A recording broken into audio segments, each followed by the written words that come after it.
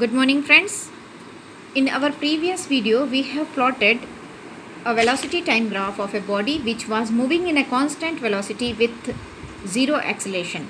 Today, let us try to plot this velocity time graph information in Cartesian plane. Now, first point will be 0, 0. Here it is. 0, 0. Here it is. And second point will be 10, 5. Here it is. Likewise, we'll make all the points 20, 10, 30, 15, 40, 20 and 50, 25, 60, 30. So friends, इन सबको join करने के बाद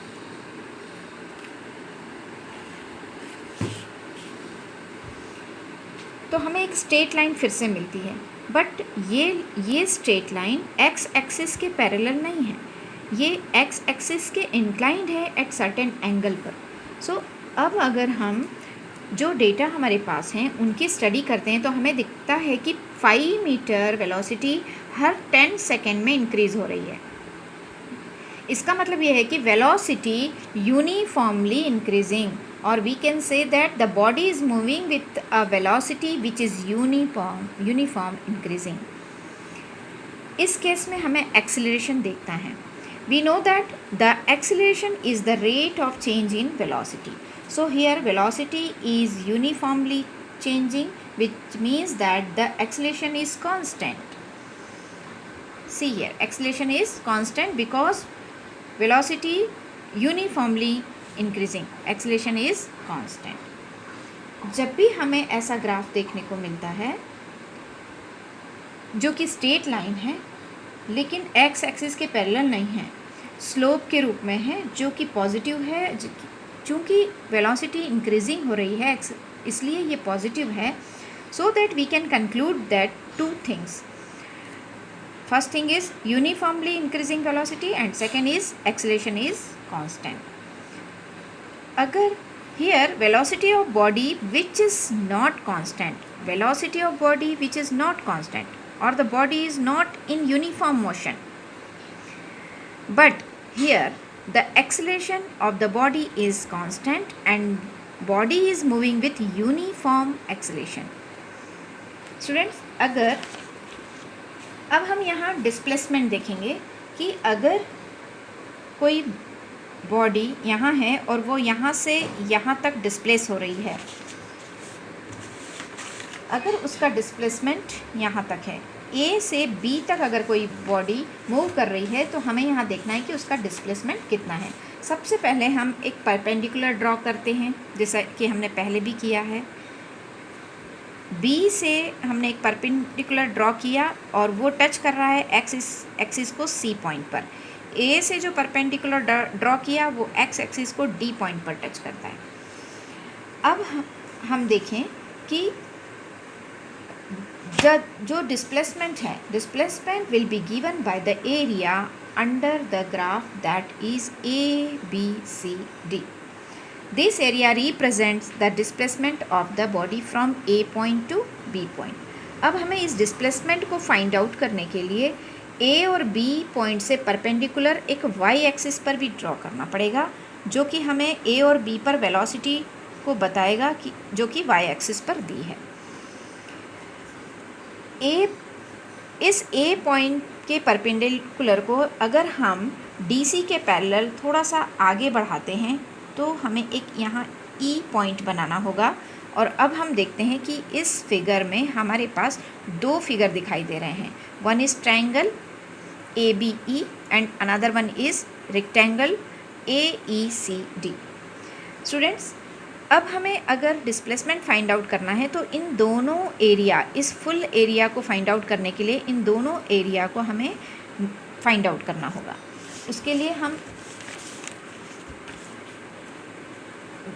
now we know that the area of triangle and area of rectangle, we know that the area of triangle is half into base into height. area of rectangle is length into breadth. So the area of triangle and area of rectangular we can add, so that we will get the area of this whole figure. Now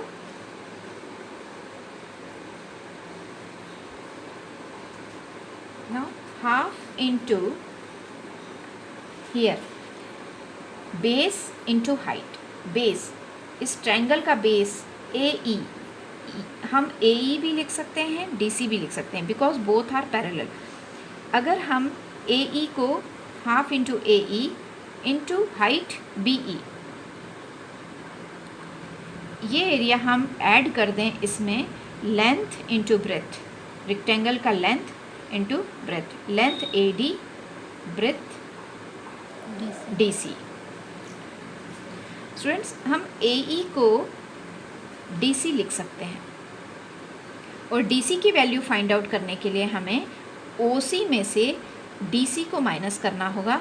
तो OC की value है 60 और DC की value है OC and DC की value है OC और OD को माइनस करना होगा. OC की वैल्यू 60 और OD की वैल्यू 20, तो हमको DC की वैल्यू पता चल जाएगी 40. इसी तरह से BE की वैल्यू हमें फाइंड आउट करने के लिए हमें BC में से EC को माइनस करना होगा.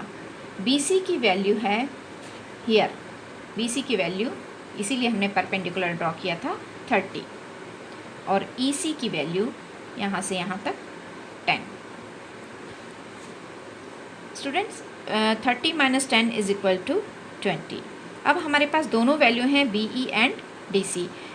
Now we'll put this value in this equation. Half into AE की जगह हम DC लिख सकते हैं. DC की वैल्यू 40 इंटू BE की वैल्यू 20 प्लस AD की वैल्यू हमें पता, यहाँ हमें AD की वैल्यू यहाँ से मिलेगी. AD की वैल्यू 10 इंटू DC की वैल्यू हम फाइंड आउट कर चुके हैं 40. कैलकुलेशन करेंगे, 2 1 2, 2 20 40, 20 इंटू कर देंगे 400 प्लस 10 का इंटू 40 में करेंगे 400. हमारा वैल्यू आ रही है 800 metre. Students, it is not area, it is a displacement from A to B. So the displacement of the body which is moving from A to B is 800 meter. Thank you.